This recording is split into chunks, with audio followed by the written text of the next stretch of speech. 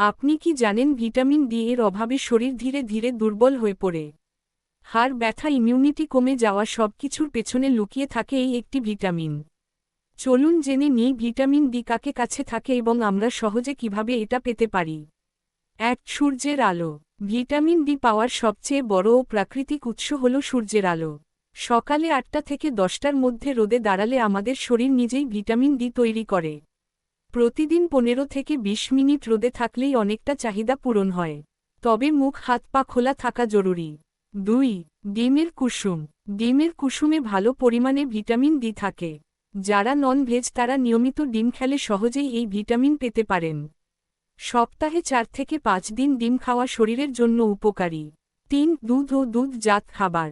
Fortified দুধ, দই, পনিরের মধ্যে ভিটামিন ডি যোগ করা থাকে। শিশু থেকে বয়স্ক সবার জন্য দুধ খুবই উপকারী। নিয়মিত দুধ খেলে হাড় মজবুত থাকে। ৪. সামুদ্রিক মাছ। স্যালমন, টুনা, সার্ডিনের মতো মাছ ভিটামিন ডি এর খুব ভালো উৎস। এই মাছগুলো সপ্তাহে ২ দিন খেলেই শরীরের ঘাটতি অনেকটাই কমে। মাছের তেলেও প্রচুর ভিটামিন ডি থাকে। ৫. মাশরুম। সবজি খাওয়া মানুষের জন্য মাশরুম একটি ভালো অপশন। বিশেষ করে রোদে শুকানো মাশরুমে ভিটামিন ডি বেশি থাকে।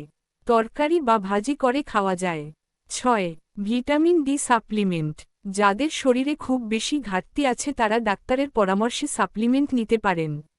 নিজে নিজে ওষুধ খাওয়া ঠিক নয়। রক্ত পরীক্ষা করে নিলে ভালো হয়। ভিটামিন ডি এর অভাবে কি হয়? হাড় দুর্বল হয়ে যায়, সহজে ক্লান্ত লাগে, শরীর ব্যথা করে, রোগ প্রতিরোধ ক্ষমতা কমে যায়। এই ভিডিওটি যদি আপনার কাজে লাগে তাহলে অবশ্যই লাইক দিন। এমন স্বাস্থ্য বিষয়ক সহজ ভিডিও পেতে আমাদের চ্যানেলটি সাবস্ক্রাইব করুন। আপনার একটি সাবস্ক্রাইব আমাদের নতুন ভিডিও বানানোর অনুপ্রেরণা। ধন্যবাদ ভিডিওটি দেখার জন্য।